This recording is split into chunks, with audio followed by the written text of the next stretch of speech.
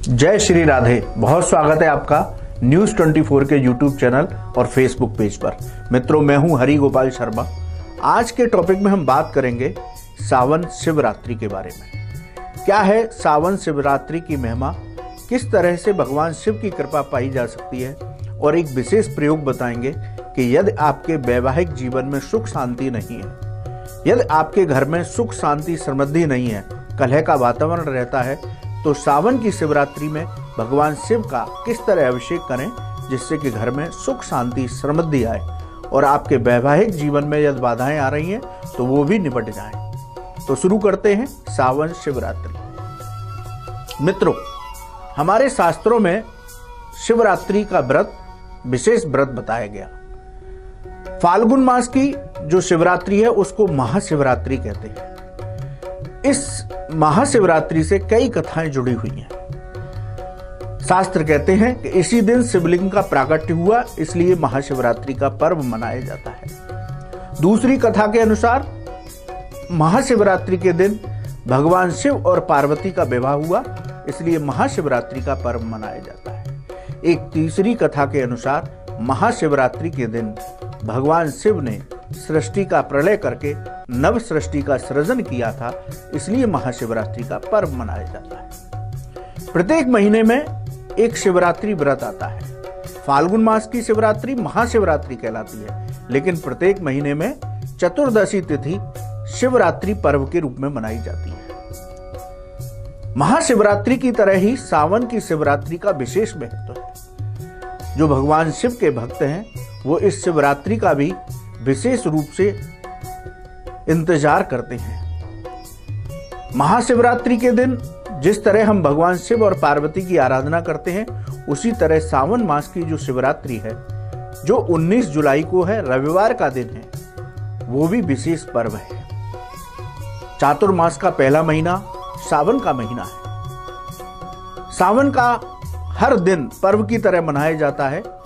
इसी तरह से सावन मास की जो चतुर्दशी तिथि है वो शिवरात्रि पर्व के रूप में मनाई जाती है। तो आप 19 तारीख रविवार को सभी की छुट्टी का दिन है, तो सामूहिक रूप से सारे परिजन बैठ करके भगवान शिव की पूजा आराधना करें। सूर्योदय से पहले स्नान करें। स्नान करने के बाद उत्तर पूर्व दिशा में एक चौकी बिछाएं। चौकी पर पीला या सफेद वस्त्र बिछाएं और भगवान शिव के श्री विग्रह की स्थापना करें। शिव पंचायत की स्थापना करें।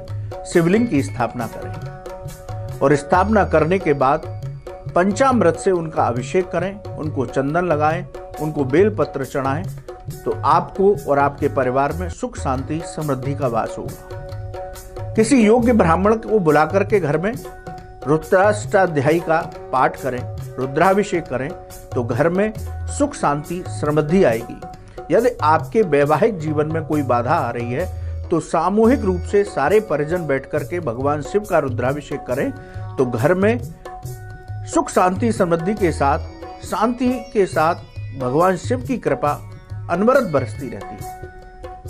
यदि आपके जीवन में यदि आपको शिव कृपा पानी है तो भगवान शिव भोलेनाथ हैं। वो केवल जलाभिषेक मात्र से ही प्रसन्न हो जाते हैं। तो भगवान शिव का जलाभिषेक करने मात्र से शिव कृपा मिलती है। यदि गंगा जल से अभिषेक करें तो आपको बीमारियों में लाभ मिलता है और शिव कृपा मिलती है। यदि आपको पंचामृत से अभिषेक करना है तो पंचामृत से अभिषेक करने का शास्त्रों में विशेष महत्व बताया गया। पंचामृत से अभिषेक करने से साधक के सारे मनोरथ पूर्ण हो जाते हैं। सहज रूप में ही उसकी सभी मनोकामनाएं भगवान शिव पूरी कर देते हैं। यदि आपको स्थिर लक्ष्मी चाहिए, आप पर कर्ज है, तो आप गन्ने के रस की धारा से शिव का अभिषेक करें तो आपको स्थिर लक्ष्मी की प्राप्ति होगी।